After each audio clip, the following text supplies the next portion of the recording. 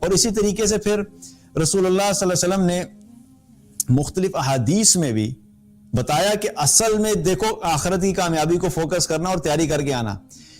ایک روایت میں آتا ہے کہ نبی صلی اللہ علیہ وسلم نے فرمایا کہ جو شخص بھی دنیا سے محبت کرے گا وہ اپنی آخرت کا نقصان ضرور کرے گا، اور جو شخص آخرت سے محبت کرے گا وہ اپنی دنیا کا نقصان ضرور کرے گا. اور پھر آپ صلی اللہ علیہ وسلم نے فرمایا کہ تم باقی رہنے والی کو فنا ہو جانے والی کے اوپر ترجیح دو. یعنی باقی رہنے والی کیا ہے؟ آخرت، ہمیشہ کی زندگی. فنا ہونے والی کیا ہے؟ دنیا کی زندگی. تو پھر یہ سچویشن تو ہوں گی، دنیا کی زندگی سے محبت کرو گے آخرت ہاتھ سے نکل جائے گی، آخرت سے محبت کرو گے تو دنیا میں بہت ساری چیزیں کمپرومائز کرنی پڑیں گی. اور یہ دیکھیے ایسا ہی ہے، آج ہم اگر اپنے آپ کو اللہ کی اطاعت پہ پورا لانا چاہیں تو بہت سارے کمپرومائز کرنے پڑتے ہیں. اللہ تعالیٰ نے جو احکامات کیے دیے ہمیں پورے کرنے پڑتے ہیں. نماز پڑھنی پڑے گی، روزے فرض ہیں تو رکھنے پڑیں گے، زکوٰۃ فرض ہے تو دینی پڑے گی، حج فرض ہے تو کرنا پڑے گا. اور مردوں کے لیے کیا ہے کہ عورتوں کے لیے کیا ہے کہ اگر جو ہے وہ اللہ کی اطاعت کرنے تو پردہ فرض ہے وہ کرنا پڑے گا. اور جو پردہ ہے کوئی آپشنل چیز نہیں ہے، it's not something which is good to do. بہت سے لوگ سمجھتے ہیں اچھا it's good to have it, اور اچھی بات ہے اگر کر لیں تو. It's not like that.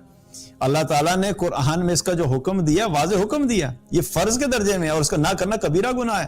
تو بہت سارے ایسے کام ہیں کہ اگر اللہ کی اطاعت کرنی پڑے گی تو ہمیں اپنی خواہشات کو کمپرومائز کرنا پڑے گا.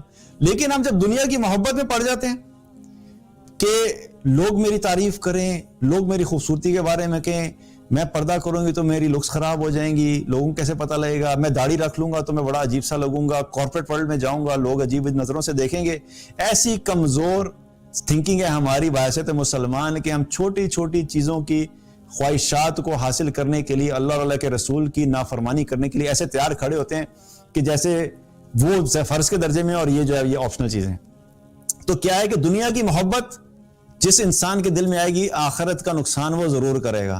اور جس کے دل میں آخرت کی محبت آ گئی اور وہ کہتا ہے میں نے آخرت میں کامیاب ہونا ہے، and I don't care about it کہ دنیا کی چیز میرے ہاتھ سے جاتی ہے کہ نہیں جاتی، as long as میری زندگی میں اللہ اور اللہ کے رسول کی اطاعت ہے اور اس اطاعت پہ قائم رہنے کے لیے اگر مجھے دنیا کی کسی چیز کو سیکریفائز کرنا پڑتا ہے I'll go ahead for that. میں کروں گا اور میں سیکریفائز کر دوں گا، مجھے کوئی فرق نہیں پڑتا، میں اللہ اور اللہ کے رسول کی اطاعت کو نہیں چھوڑوں گا. تو جب یہ کریں گے تو اس طرح دنیا کا نقصان ہوگا. تو کیا فرمایا آپ صلی اللہ علیہ وسلم نے کہ جو دنیا سے جو آخرت کی سے محبت کرے گا اپنی دنیا کا نقصان کرے گا. اور پھر آپ نے ان دونوں سچویشنز کے اندر آنے والے کو فائنل چیز بھی بتا دی کہ دیکھو اگر ایسی سچویشن آئے تو پھر کیا کرنا، جو باقی رہ جانے والی ہے اس کو فنا ہو جانے والی کے اوپر ترجیح دینا، اپنی آخرت کو ہاتھ سے مت جانے دینا. آخرت پہ کوئی کمپرومائز نہیں کرنا. دنیا ہاتھ سے جاتی ہے جانے دو، کوئی بات نہیں. اگر کہیں حرام کی جاب ہے جہاں پہ حرام ہے لیکن اللہ کی نافرمانی والی ہے تو چھوڑ دو، اللہ کوئی اور راستہ دے دے گا. ہو سکتا تھوڑی سیلری کم مل جائے لیکن اپنی آخرت کو کمپرومائز نہیں کرنا. لوگ باتیں کریں گے، پردہ کرو گی تو لوگ باتیں کریں گے لیکن دیٹس اوکے، نو پرابلم. اپنی آخرت کو ہاتھ سے نہیں جانے دینا، لوگوں کی باتوں کے پیچھے اللہ کو ناراض مت کرنا. داڑھی رکھو گے تو کوئی فرق نہیں پڑتا، لوگ باتیں کریں گے کہیں گے عجیب سا ہو گیا، پہلے اچھا خاصا انسان تھا، پتہ نہیں اس کا دماغ خراب ہو گیا. لیٹ دیم سے اٹ، کہنے دو، کوئی فرق نہیں پڑتا. آخرت کو ہاتھ سے نہیں جانے دینا. تو واضح طور پہ آپ صلی اللہ علیہ وسلم نے کیا فرمایا کہ آخرت کو جو ہے وہ ترجیح دینا. تو اسی طریقے سے آپ صلی اللہ علیہ وسلم نے ایک اور حدیث میں کیا فرمایا، ایک شخص کا ذکر کیا کہ قیامت والے دن اللہ تعالیٰ کے پاس ایک شخص لایا جائے گا، بڑا ہٹا کٹا، گڈ لکنگ، ہینڈسم، جو ہمارا دنیا کا کرائیٹیریا ہے کہ ہم چونکہ دنیا میں ہم ہر وقت اپنی لکس کے اوپر فوکس کرتے رہتے ہیں اور ایسا خبط چھایا ہوا ہے لکس کا کہ لوگ کریزی ہوئے ہیں. اور اب تو سبحان اللہ کیمراز بھی ایسے آ گئے ہیں کہ جو 100 کلو کی خاتون کو سلم فیس کر کے 50 کلو کے دکھا دیتا ہے، اور ایسے جو ہے نا وہ سلم فیس، آرٹیفیشل فیس بنا کے تصویریں لے کے لوگوں کو خوش کرتے رہتے ہیں، دیکھیں جی میری کتنی زبردست تصویر آئی ہے. تو مقصد بتانے کا ہے کہ اتنا زیادہ جنون سوار ہے ہمیں اپنی لکس کا، مردوں میں بھی عورتوں میں بھی، صرف مردوں کی بات نہیں کر رہا آپ کو، مرد بھی صرف عورتوں کی بات نہیں کر رہا، مرد بھی آپ کو بہت سارے ایسے ملیں گے جن کو بہت چھوٹی چھوٹی چیزوں کے بارے میں اپنا خیال ہوتا ہے کہ میری لکس ہیں. تو مقصد بتانے کا ہے کہ اب قیامت والے دن جن چیزوں کو ہم اتنی امپورٹنس دیتے ہیں، ایک ایسا شخص لایا جائے گا کہ جو ہٹا کٹا ہوگا، بالکل زبردست ہوگا، اور آپ صلی اللہ علیہ وسلم نے کیا فرمایا کہ اللہ کے نزدیک اس کا وزن مچھر کے برابر بھی نہیں ہوگا، مچھر کے برابر بھی نہیں ہوگا۔ ہے تو بڑا اچھا، صحت مند ہے، گڈ لکنگ ہے، اسمارٹ ہے، ہٹا کٹا ہے، لیکن اللہ کے نزدیک وزن کیوں نہیں ہے؟ کیونکہ اللہ سبحانہ تعالیٰ کے نزدیک جسموں کا کوئی وزن نہیں ہے، اللہ کے نزدیک اعمال کا وزن ہے کہ اس بندے کے اعمال کیسے تھے۔ یہ اللہ کی اطاعت کرتا تھا، اللہ کے رسول کی اطاعت کرتا تھا، نمازیں پڑھتا تھا، اخلاق اچھا تھا، لوگوں سے لین دین ٹھیک تھا، معاملات ٹھیک تھے، کس قسم کا انسان تھا۔ یہ سب چیزیں انسان کا وزن بناتی ہے۔ ایک مسلمان کا جو اصل وزن ہوتا ہے وہ اس کا کردار اور اس کا کریکٹر ہوتا ہے، یہ دنیاوی چیزیں اس کا وزن نہیں ہوتا۔ تو اب وہ کیا ہے کہ آخرت میں ایسا شخص آئے گا لیکن اللہ کے نزدیک مچھر کے برابر بھی اس کا وزن نہیں ہوگا۔ تو اس سے کیا پتہ لگتا ہے کہ دنیا کی زندگی میں ہم جتنا مرضی اچھے بن جائیں، اگر ہم نے آخرت کو فوکس نہیں کیا اور آخرت کی تیاری نہیں کی تو یہ ساری چیزیں ہماری جو دنیا کے اندر ایک لگژریس لائف ہم گزار رہے ہوتے ہیں، یہ سب چیزیں ہمارے لیے فائدہ کے بجائے ہمارے لیے وبال بن جائیں گی۔ اور اسی طریقے سے دنیا کی زندگی میں دو مختلف طرح کی ایکسٹریمز کی اگر ہم بات کریں، ایک وہ لوگ ہیں کہ جن کی زندگی میں عافیت ہی عافیت ہے، یعنی کوئی ان کی زندگی میں ایسی نعمت نہیں ہے کہ جس کے بارے میں انہوں نے سوچا اور ان کو نہ ملی ہو، ایسی زندگی گزارتے ہیں۔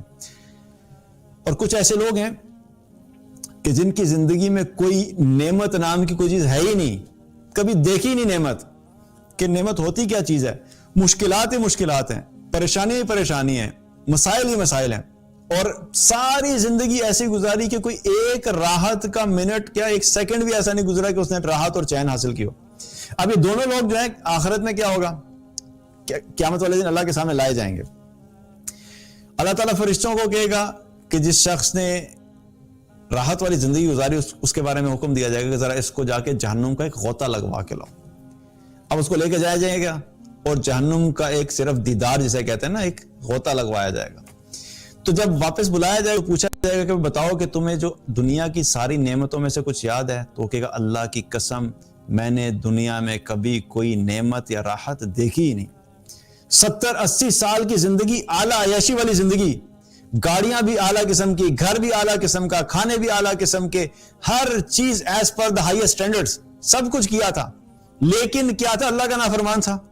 اور ابھی جہنم میں گیا نہیں، اللہ سبحانہ تعالیٰ کے صرف ایک غوطہ دلوا دو، ایک راؤنڈ لگوا دو اس کو، تو اس غوطے کے نتیجے میں اس کو دنیا کی ساری راحت اور ساری نعمتیں بھول جائیں گی۔ اور دوسری طرف وہ شخص جس نے اپنی زندگی میں کبھی کوئی راحت دیکھی ہی نہیں اور مشکلات ہی مشکلات، اللہ تعالیٰ کیا کہیں گے کہ جاؤ اس کو ذرا، فرشتوں سے کہیں گے کہ اس کو جا کے ذرا جنت کا ایک غوطہ دلوا لو۔ اگر اس کو لے کے جایا جائے گا، جنت کا غوطہ دلایا جائے گا، صرف دیدار کرایا جائے گا، تو دیدار کر کے جب واپس آئے گا تو اسے پوچھیں گے اللہ تعالیٰ کہ کیا تم نے دنیا میں کبھی کوئی مشکل وقت دیکھا تھا؟ تو کہے گا اللہ کی قسم میں نے دنیا میں کبھی کوئی مشکل دیکھی نہیں۔ 70-80 سال کی مشکلات جنت کے صرف دیدار کے اوپر انسان وہاں پہ بھول جائے گا۔ تو جو جنت اتنی خوبصورت ہے کہ جس کے دیدار پہ 80 سال کی مشکلات انسان بھول جائے گا، don't you think it's worth it کہ ہم اپنی 70 سال کی زندگی اس جنت کو حاصل کرنے کے لیے گزاریں، کہ جس کا دیدار انسان کو دنیا کی مشکلات کو بھلا دے گا، تو اس میں جانے کے بعد انسان کی کیا کیفیت ہوگی۔ تو یہاں سے بھی کیا پتہ لگتا ہے کہ اصل چیز آخرت کی زندگی ہے۔ دنیا کی حقیقت کو سمجھنا اس لیے ضروری ہے تاکہ ہم اپنی آخرت کو فوکس کر سکیں، اللہ کو راضی کر سکیں، اور جب اللہ کو راضی کر کے جائیں گے اور اس دنیا کی حقیقت کو سمجھیں گے تو کیا کہ تبھی ہم کامیاب ہو سکتے ہیں۔